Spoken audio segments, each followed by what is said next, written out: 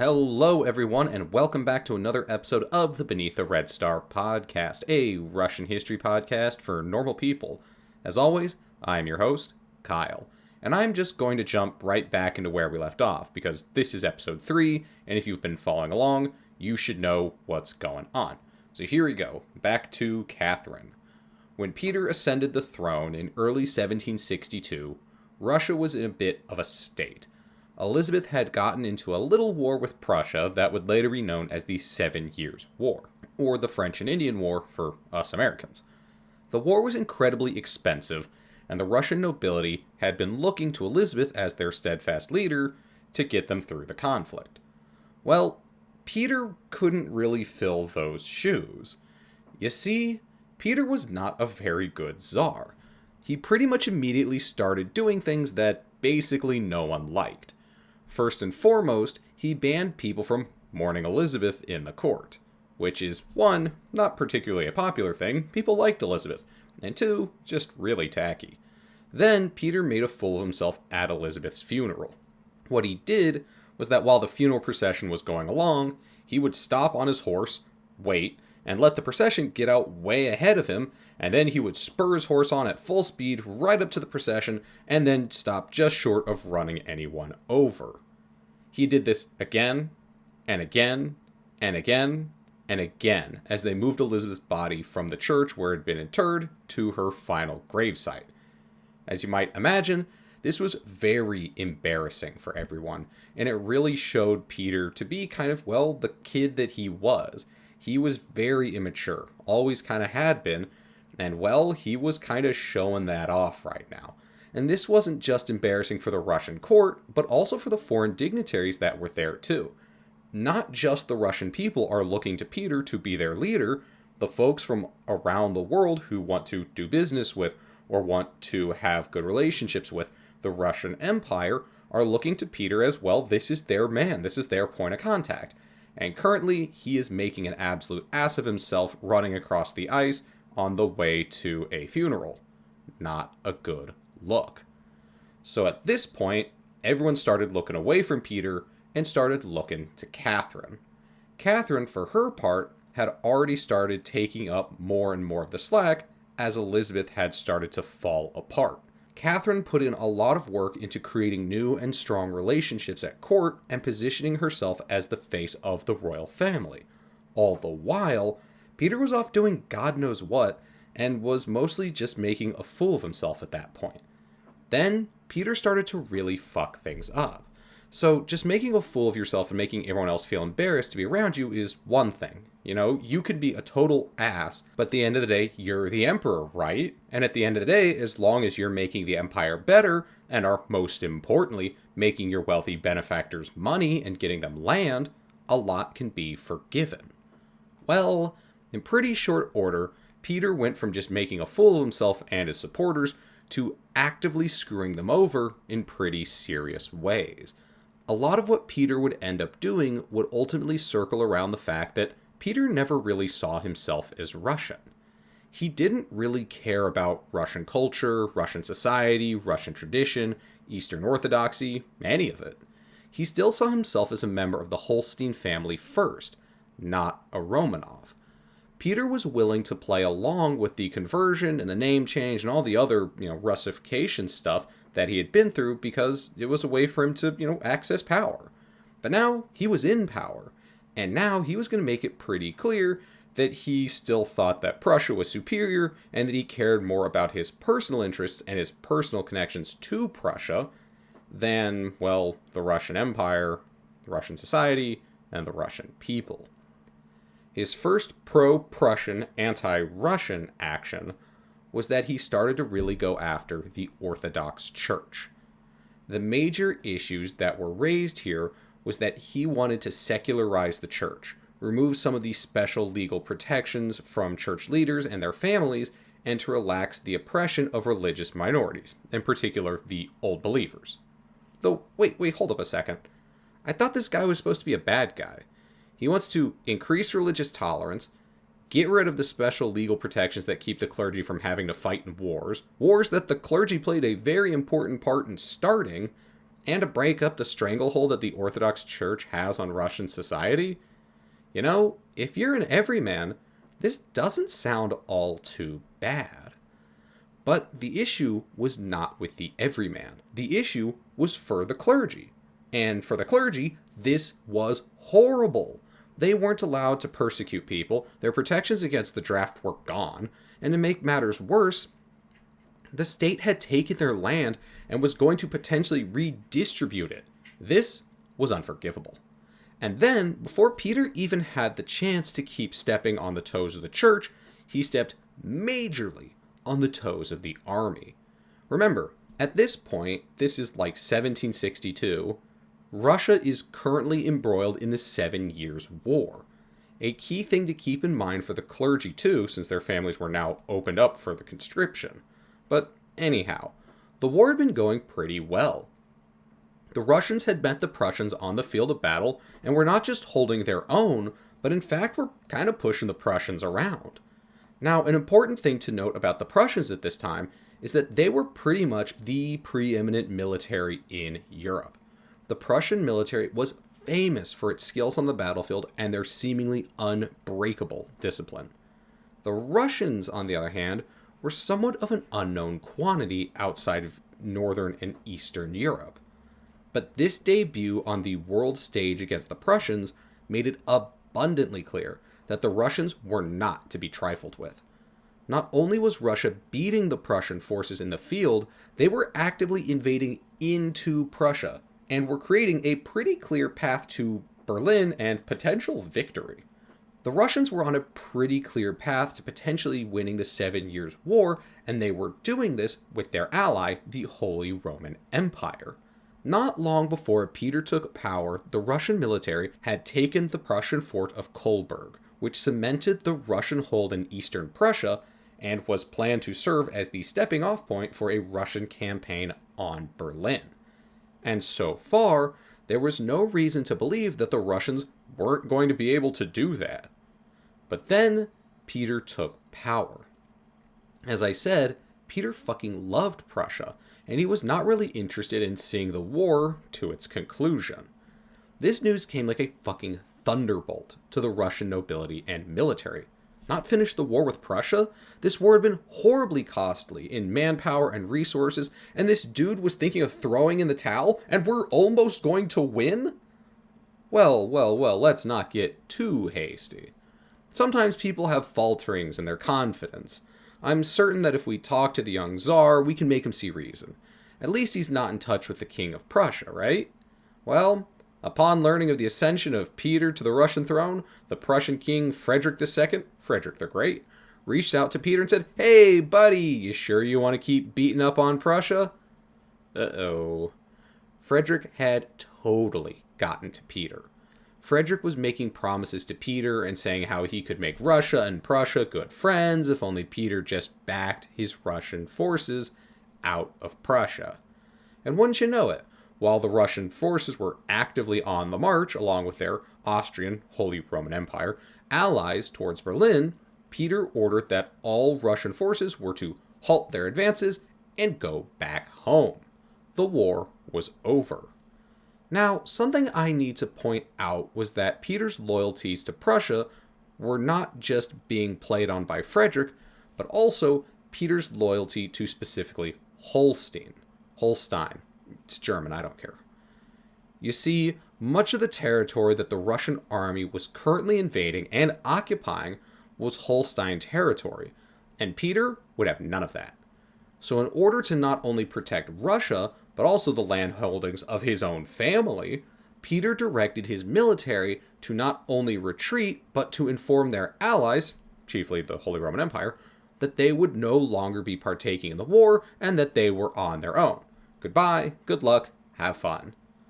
And just as soon as the Russian military had been recalled with no territory or money in hand, Peter started plotting a new war, a better war. This time, a war in which Prussia and Russia would be friends. But while he was plotting the new war, he passed a law. This law declared that all people of military rank would have to serve in the military at the roles, that they were given. Now, at first glance, this sounds like a kind of no-duh kind of proclamation. Of course, you have to serve in the military if you have a rank in the military. You're in the military. It's the job. Go do it. But in reality, this was not actually necessarily the case. You see, a lot of Russian noblemen were given honorary military ranks as a sign of honor and as a reward from the Tsar. These people, although holding military rank, had never actually intended or were expected to engage in any kind of military anything. But now, all of a sudden, all of these fancy lads with fancy military titles and no military experience were being called up to serve in Peter's new war. And what war would this be exactly? Well, you know how Peter didn't want to hurt Prussia because it put Holstein at risk? Yeah, well, he's been thinking a lot about that Holstein family and his personal claims. And as it turns out, he does have some claims out there that he is interested in taking up. And these claims just so happen to be in Denmark. And Frederick the Great of Prussia was totally on board to be Russia's ally and to go help fight the Danes. This was all well and good, but it did raise two major issues. One, where the fuck were they going to get money for all of this? The plan with the 7 Years' War was that Russia would win, get the land and the money, and use that to bounce back and move forward. But they didn't win the war. They backed out before they could actually secure anything. And two, Prussia was currently at war with the Holy Roman Empire, who was previously Russia's ally. And if Russia joined up in an alliance with Prussia, that would make their previous ally now their enemy. And then all of a sudden, this little war with Denmark could pretty quickly turn into a big war with their ex-ally, the Holy Roman Empire. As you might have guessed, this plan wasn't popular. Not even a little bit. Peter's advisors and courtiers tried their absolute level best to slow Peter down and get these preparations to stop. And well, they tried, but to no avail. Peter was going through with the war. Ultimately, it would be Frederick the Great who would get Peter to back away from his invasion of Denmark plans. Frederick was aware of the displeasure and ill will that was growing in the Russian court, even if Peter wasn't. Frederick rightly warned Peter that if he went to war with Denmark, his own nobility would almost certainly depose him and very possibly murder him. So Peter said, yeah, okay, no more war. But he did continue to piss off the military by directing them to start copying the Prussian military style. This meant everything from the uniforms they were wearing, to the way they organized their soldiers, to the way they marched, would all need to be changed. Not only was this a major pain in the ass, it was a huge monetary burden and a straight up massive waste of money, because there wasn't anything wrong with the Russian army. For the one and only time, maybe ever, there wasn't anything horribly, glaringly, grievously wrong with the Russian army. They had just proved this in battle against the Prussians like a month ago. The Russian army was equipped, trained, and well led. There was no reason to replace their perfectly good uniforms or to rework their currently working military structure. And all the while, Peter was serious about this whole you have to serve in the military if you have a military rank thing. And since the country was not at war, what this meant was now fancy lads and desk jockeys who normally would never have anything to do other than just wear a uniform at court were now out in the early mornings or in the late evenings marching around in parade formation for the Tsar's amusement. This all to say that no one was happy, and no one wanted to do anything that Peter was commanding. But Peter was the Tsar, after all, and what he says goes. While all this nonsense was going on, Catherine was not sitting idly by. No, rather, she was hard at work trying to come up with a way that she could depose Peter, put herself in power, and then maintain that power. The main thing she was doing at this time was trying to covertly bring people over to her side and get them to commit to supporting her claim to the throne. At the end of the day, it doesn't really matter what the law says about what's legal or not. If all of the people in charge just decide, hell, yeah, this random lady's in charge now, then there you go. She's in charge. Key to her plans would be the Orlov family and the 5 Orlov brothers. The Orlovs were a large, wealthy family who had plans of maybe marrying one of the brothers to Catherine so that they could get into the royal family once Peter was out of the picture. The Orlovs were in many ways the shot callers and enforcers of Catherine's conspiracy, which was incredibly important because Catherine's group was not the only one out there that was considering a possible coup d'etat, and not all of them were keen on keeping Catherine around. So it was up to the Orlovs to make sure the conspiracy was, 1, kept under wraps, and 2, that everyone was playing their part so they could outmaneuver the other conspiracies that were afoot in the court. The closeness Catherine had with the Orlovs was a bit of a double-edged sword. While she never did ultimately end up marrying an Orlov boy, she was very close with them, and very openly close with them, and many people, including the Orlovs themselves, thought her marriage to one of the Orlovs was a foregone conclusion. This turned a lot of other wealthy families against her and the Orlovs because they wanted her to marry someone from their family. So some of these other groups started focusing on another Romanov who is still floating around out there. That would be the 12-year-old Ivan VI. These groups constantly made moves and countermoves to position themselves to not only potentially overthrow the government, but to also secure positions in whichever government that would be that would ultimately come to power. And while all of the Russian court, including the Tsarina, were plotting and scheming, Peter was more or less none the wiser. He straight up had no idea what was going on. Of course, this was all being done in secrecy, but it was a pretty open secret. Pretty much everyone in the Russian government at this time was either a part of some kind of conspiracy to do something about Peter, or had heard about it and for whatever reason, stayed out of it. And yet, Peter just went about his days as if nothing was going on. He would ultimately leave in late June of 1762 to go on vacation. Peter had rethought the whole Denmark war thing and decided, yeah, we're going to do it. So his plan was he was going to take a little 5-day vacation in the city of Orenbaum before heading back to St. Petersburg to pick up his army and head off to Denmark to get Russia sucked into some new stupid horrible war. As soon as Peter left St. Petersburg, everyone went into overdrive. All the various conspiracy groups met and really went to work on figuring out what they were going to do to get Peter. Catherine's group had come up with a plan. The plan was that they would rally their forces, and when Peter returned in 5 days to St. Petersburg, they would spring their trap and capture him before he could head off to Denmark. But shortly after Peter had left, one of the conspirators was arrested. This sent a sudden shock to the whole group. The government was onto them, but how? Did someone in the group say something they shouldn't? Was someone a mole?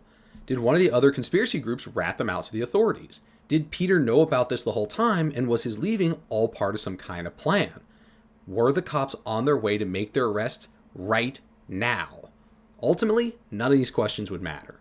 The Orlovs assessed the situation and realized something had gone wrong, and they did not have time to figure out who or what or why. Now was their last chance to take action. But there was one problem. Catherine wasn't there. Catherine was at the palace in Peterhof in the suburbs of St. Petersburg. So Alexei Orlov left in the middle of the night on June 27th and arrived early in the morning of the 28th at Peterhof to tell Catherine what was going on. When Alexei Orlov woke Catherine, he told her what was happening and told her that they needed to act now. So the plan changed. No longer would the conspirators wait for Peter to come to them. Rather, now they would go to him. Catherine and Alexei mounted up and sped back to St. Petersburg. Their first stop, the barracks of the Izmailovsky Guards. They knew that these men were loyal to Catherine, and they told the soldiers the time had come. Catherine and Alexei, now with the Izmailovsky Guards in tow, returned to St. Petersburg. Here, Catherine went around the city to different barracks that she knew would be loyal to her, and had them swear fealty. She went from barrack to barrack, picking up more and more soldiers, as well as being joined by different members of her conspiracy. With her entourage of soldiers and conspirators behind her, Catherine headed to Kazan Cathedral in the heart of St. Petersburg. There, she was proclaimed the sovereign of Russia by the Orthodox Church. The time? 10 a.m. Her next stop, the Winter Palace. There, even more soldiers, noblemen, and clergymen had gathered to swear fealty and declare her the Empress of all Russia. While this was going on, the other conspiratorial groups were also acting. One group was trying to push the idea that Paul, Catherine's son, would take the throne and that Catherine would just serve as a regent for him until he was old enough. But ultimately, that plan would not come to pass, because it all came down to timing. You see, the Orlovs were just too fast.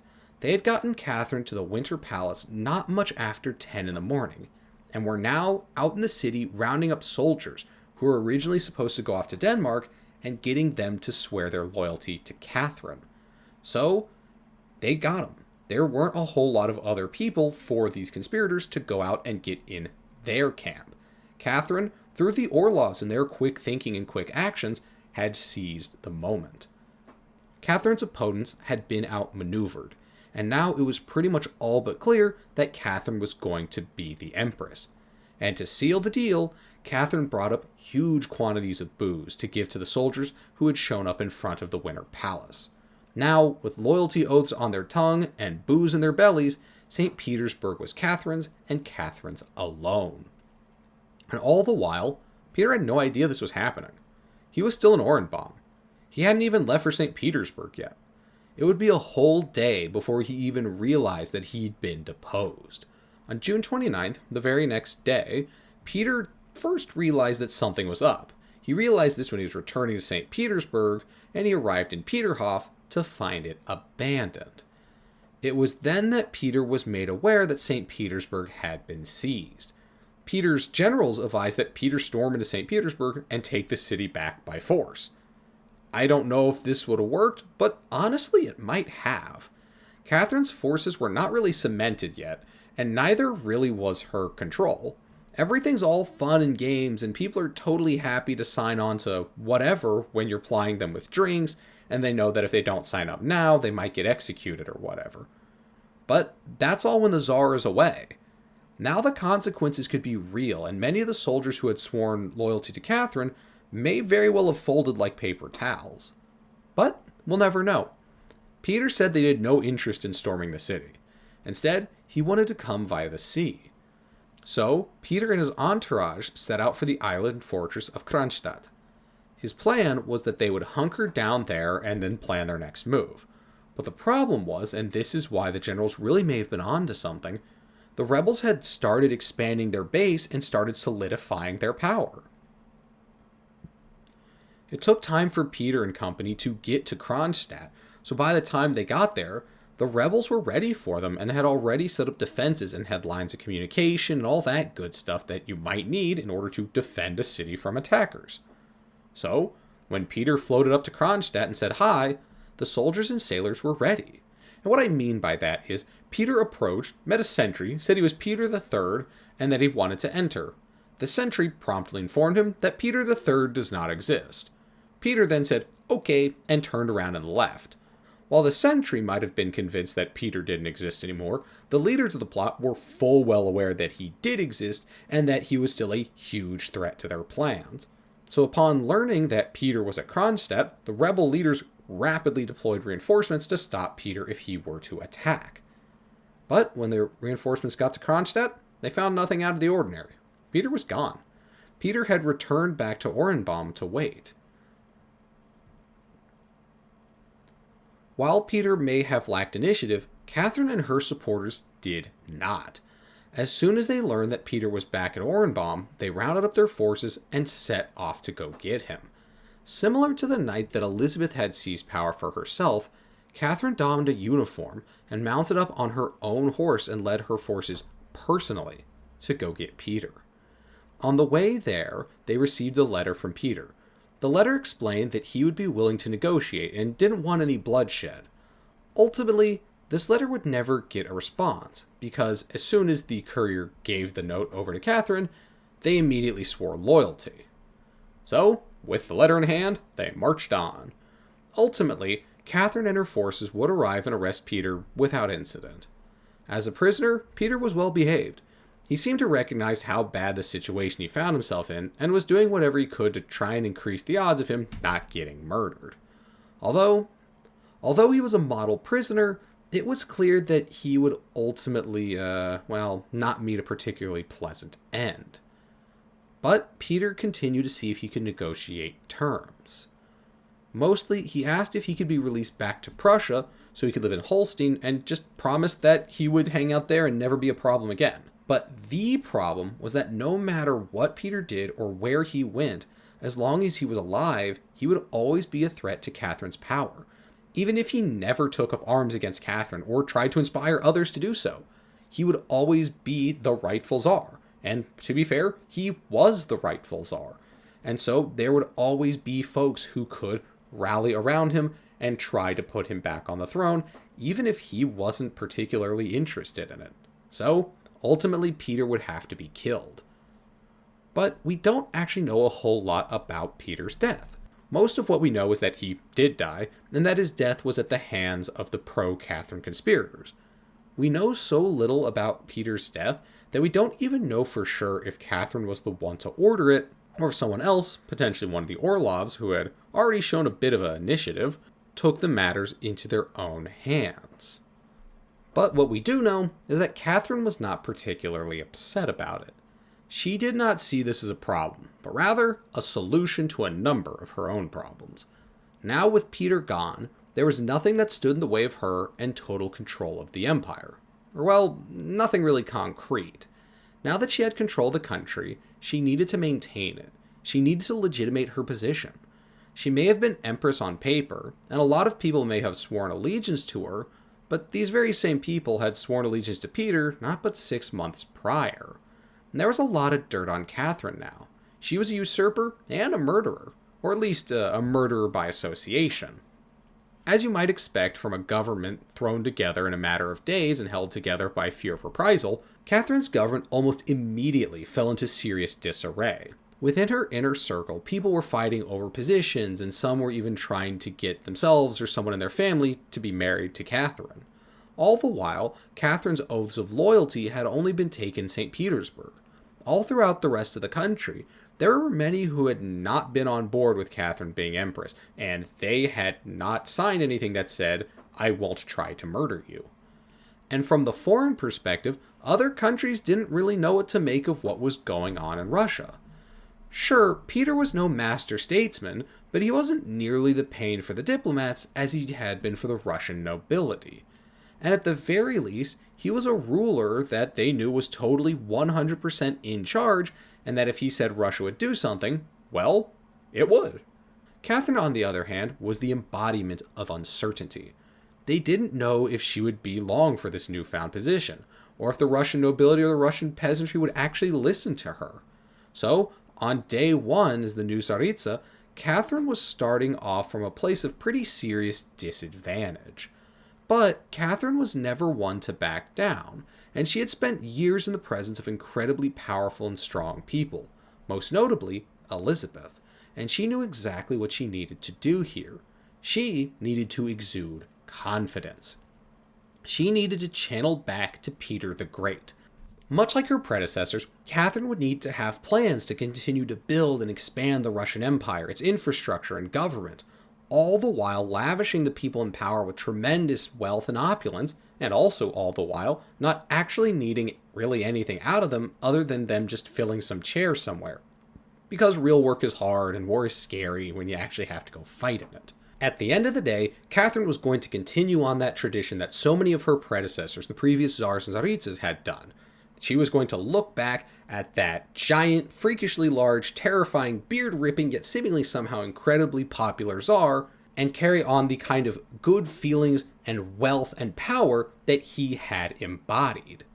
But whatever she was going to do, she needed to do it fast.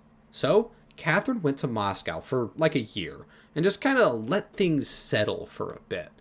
And it was in this time of stewing that Catherine decided exactly what she needed to do. She was going to go back to St. Petersburg, and she was going to take charge of the country by throwing a massive party that involved thousands of people. She decided to take a page out of Elizabeth's book and to use her wealth and opulence as a stand-in for her own personal power, and to crease over some of those pesky questions of credibility and legitimacy. You see, it may seem like that if you want to get the rich and powerful on your side when you overthrow the government, you might need, somehow to show your legitimacy, or to show some kind of dedication to some higher calling, or some kind of dedication to political values, or, something like that. Nah, as it turns out, throwing a rager for every rich asshole around to come and get drunk at actually works pretty well. For the moment, Catherine had bought herself some much-needed legitimacy. At the very least, she was in control of the royal coffers, and to a pretty good number of people, that was enough to prove that she was really the one in charge. And if that wasn't enough to sway people, that's okay. Catherine was smart, and she understood that one state-sanctioned party does not a loyal populace make. There would have to be more. She would have to show the country and the world that she was in charge of the Russian state, its facets, and maybe most importantly, its checkbook. And that if they wanted to eat at the table, Catherine would be at the head, calling the shots. And this is all well and good, but this is just a plan. What's a plan but a bunch of words written down somewhere or a half-remembered idea floating around in somebody's head? Catherine would have to make the people of Russia accept her. They were not going to be giving her any ground that she didn't take from them, and it was going to be an uphill battle the whole time. The main issue Catherine faced, outside of the illegitimacy of her reign, was that Russia was incredibly embarrassed by its sudden and surprising exit from the 7 Years' War. Pretty much everyone was pissed off at the office of the Tsar because Peter's one and only knack as a leader was pissing off anyone and everyone who had even a tiny degree of power and authority. And lastly, but probably more importantly than the kind of shame, the country was fucking broke. Broker than broke. The country was supposed to make money back on the 7 Years' War, The plan is anytime you're in wars, we're going to win and we're going to get something out of it. But instead, they spent all this time and money funneling young men into some horrifying person-obliterating apparatus for nothing.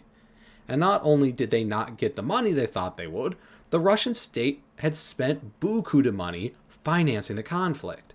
So after her 1-year sabbatical, Catherine got right to work. One of the very first things she did was begin renovating the Winter Palace. You can learn more about that in my Winter Palace episode from last year. She also started large-scale construction projects all over St. Petersburg and all over Russia. She then started bringing in important people from all over Russia, as well as diplomats from all over the world, to tell them about how fucking cool she was, and not at all like her dumb fuck husband who had been so horrible to them in the past. And she did this in the presence of all this construction and her fancy-ass Palace of the Tsar, as it finally, only 60 years later, started to really take shape into the Winter Palace that we know today. Catherine immediately started changing court dynamics of the imperial court. One of the major things that really helped Catherine is she was smart enough to recognize what had worked for Elizabeth. So, she kept up Elizabeth's penchant for cross-dressing and fancy invite-only parties for her most trusted and liked supporters. So, much like in Elizabeth's reign, you want to come, have fun, hang out with the Tsar, the Tsaritsa? Well, you gotta be loyal, you gotta be close, you gotta be cool to get an invitation. She also kept up much of Elizabeth's fervor by having tons and tons of activities going on at the same times. And to make this better, she did this without bouncing around the Russian Empire like a fucking pinball. And to be fair, I just want to make a point here. She was kind of totally the same person who would do this anyhow. I do think that she was doing this, to kind of keep it up because people liked it. People liked the energy that Elizabeth brought to, being the Tsaritsa. And to be fair, Catherine definitely seemed like the kind of person who would also just bring that naturally. So it is kind of, half and half, I guess, that Catherine is the kind of person who would just do this anyhow, throw lots of parties, have lots of activities, be a big ball of energy. But it also was a tactical decision. She also recognized that, hey, Elizabeth did this shit. It worked for her. People are looking back to Elizabeth and saying, those were good days, so gotta keep the good times rolling. Anyhow, Catherine quickly made a name for herself amongst the upper crust of Europe as a mild-mannered, cool, and gracious host who was easy to talk to and just kind of fun to be around. This was particularly important because not only did this ingratiate Catherine with her own subjects, but it also worked to cement relations with foreign dignitaries, who beforehand were a little cautious about getting in bed with Russia because they weren't exactly sure Catherine would even be the Tsar in, say, a year from now. But Catherine, she was sticking around. In no small part, this was because Catherine started stacking her administration with people she knew were loyal to her. And that's right. That means these are, at least some of them, okay, a lot of them, people Catherine was betting.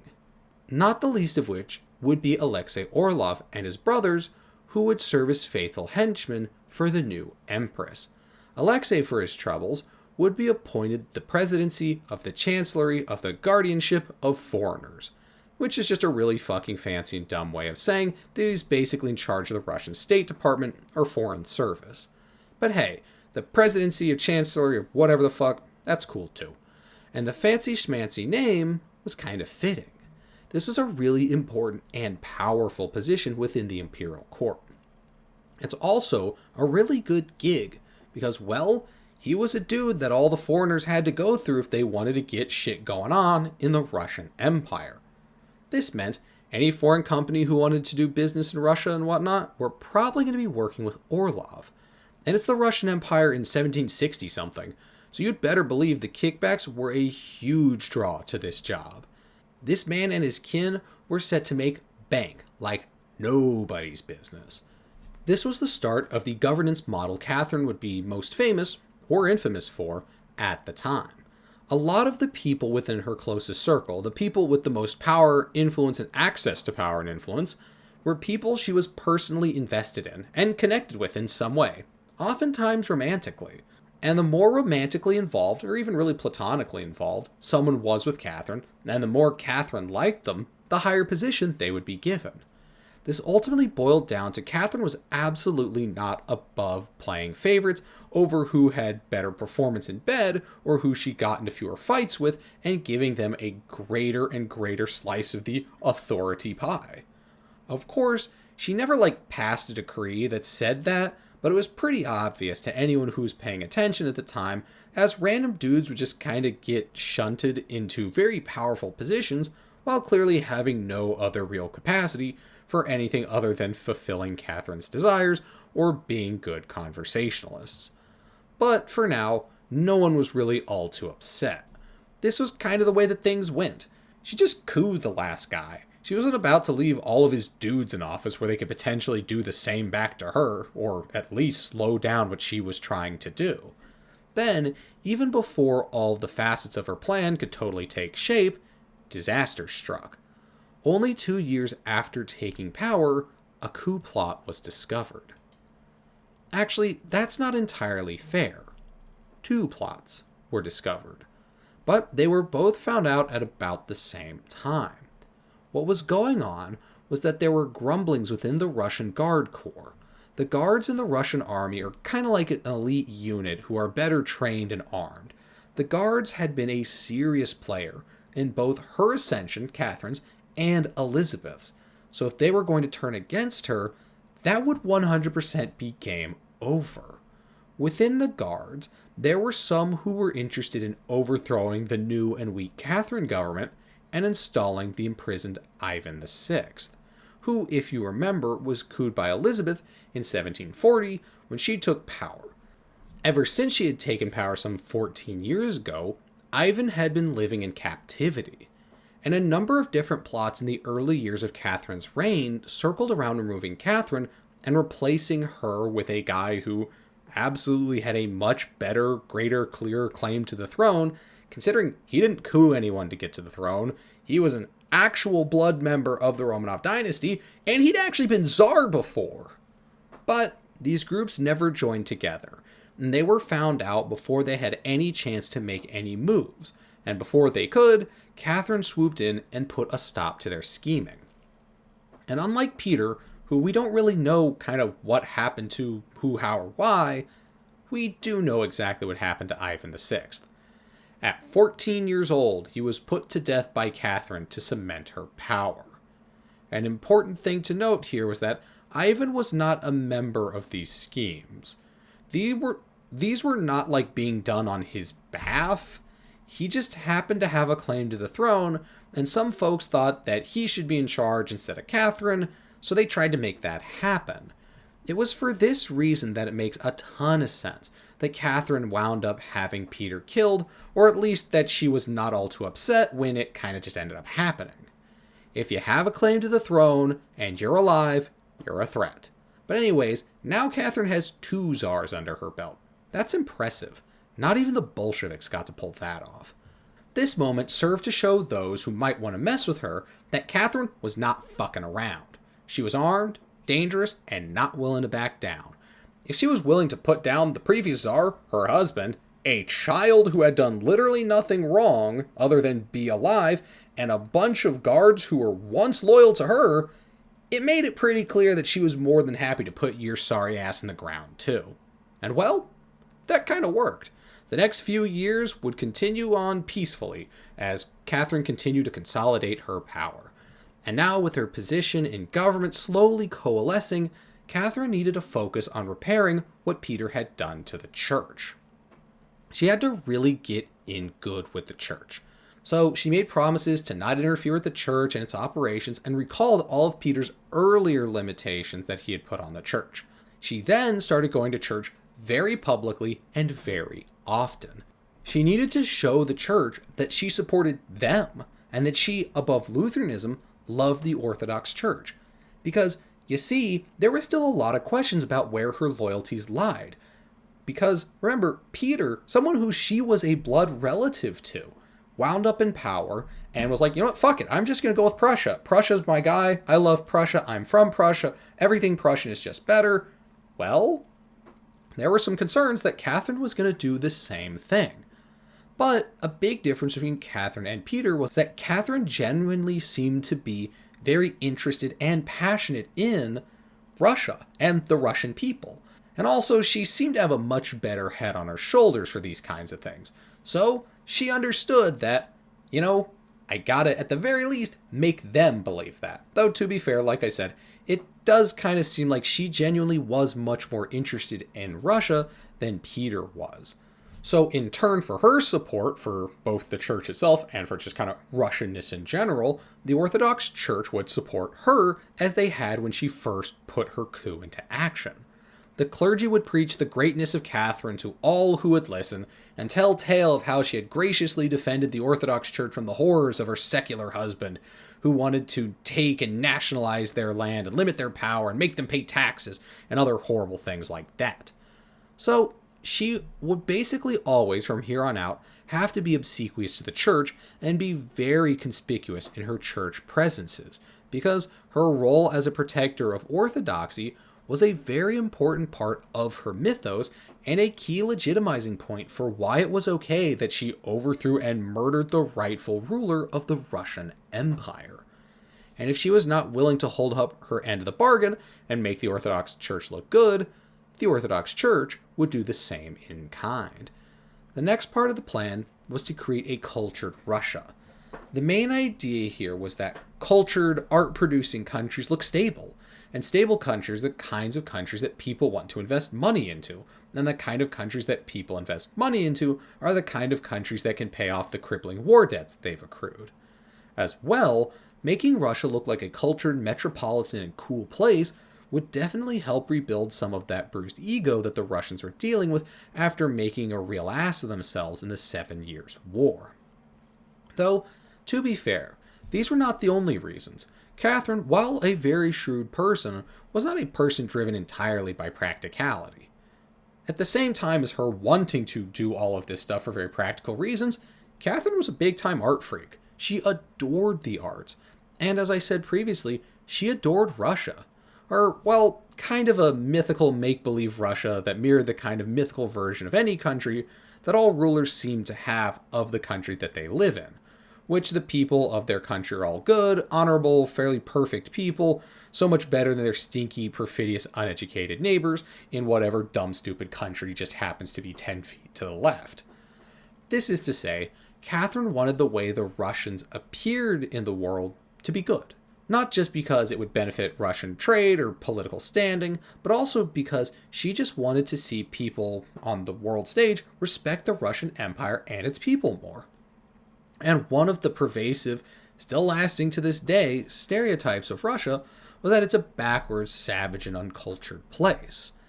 So, Catherine spent lots of time, energy, and money trying to boost the arts in Russia by enticing European artists, authors, sculptors, architects, actors, singers, and whatever the fuck other kinds of artists there are out there that I'm not going to list. And after having said all that, you might be thinking, hey, what gives? You just said you liked Russia, Catherine, and you wanted people to take it seriously. So why are you just funneling all these Europeans in here? Don't you have any respect for Russian artists? To be fair, yes, she did have quite a bit of respect for Russian artists, and would end up patronizing a number of them. But also, Catherine kind of also fell into the group that stereotyped Russia as not being cultured or kind of as cool or metropolitan or civilized as everywhere else. So, oops. Nothing like a little bit of casual racism toward the people you're in charge of. And the last thing Catherine would try to do to get Russia back on track and secure her position as its ruler was to rework the legal system. In 1767, 5 years after taking power, Catherine convened a new legislative commission that was supposed to completely rework the Russian legal system. The plan was to make the way the entire Russian government operated a little bit more enlightened. You see, Catherine was super into enlightenment, and wanted to be what you might call an enlightened despot, though we will talk a little bit more about that and how well that panned out in the next episode. She strongly believed that everyone should be ruled by a single, wholly powerful person and all of that kind of traditional monarchy stuff, and that, of course, the people being ruled had a duty to obey, lest they risk horrible violence and repression. But she did also think that there were rules to that folks had rights, and that, those rights needed to be respected. But like I said, we'll talk a little bit more about that next time. The last thing I want to talk to you about today is that after Catherine called her legal counsel to order in Moscow, she set off to tour the country. This is really where I see that Catherine showed that she had secured the country. To me, this is kind of the moment where you can say, okay, yep, everything is more or less under her fairly solid control now. Or at the very least, she is not potentially 5 minutes away from everything collapsing under her. She had more or less gotten the country back on its feet and cemented her position as the head of the government. Now, she had spun up the administration to start working out their issues and to start coming up with ideas on how to make Russia a more efficient and modern country. And all the while, she felt comfortable to step out for an extended period of time. I think this shows her confidence in 2 ways. One, it shows that she has faith that the whole place won't immediately turn to shit in her absence. And 2, it's somewhat of a dare. Come on, you want to try to take power? Fucking do it. While the cat's away, right? Go on, do it. It showed that she was confident that she could leave, and not only would the government function, but that no one would try to rush in and install themselves into power over her. So, in the summer of 1767, Catherine saddled up and started heading out east to Kazan to tour her country. Her plan was not only that she was going to see the country, but the country, for the first time, was going to see her. It would be on this journey that Catherine really for the first time came into close contact with the Russian peasantry, and it would be these first interactions that would influence the way that she decided to rule the country when she returned. So, tune in next time where we will be discussing just that. Thank you all for listening. I hope you enjoyed today's episode, and I hope that you learned something here today. If you did like the episode, or even if you didn't, please do not hesitate to leave me a comment on whatever platform it is that you listen on, as your input helps me to make this show better, and of course comments make the algorithm happy and help grow the show. If you would like to stay up to date with the show, please follow the show's Instagram page at BTRSPod. And as always, I would like to say thank you once again for listening. I hope you're all having a wonderful day, and I'll catch you for the next one. Bye-bye.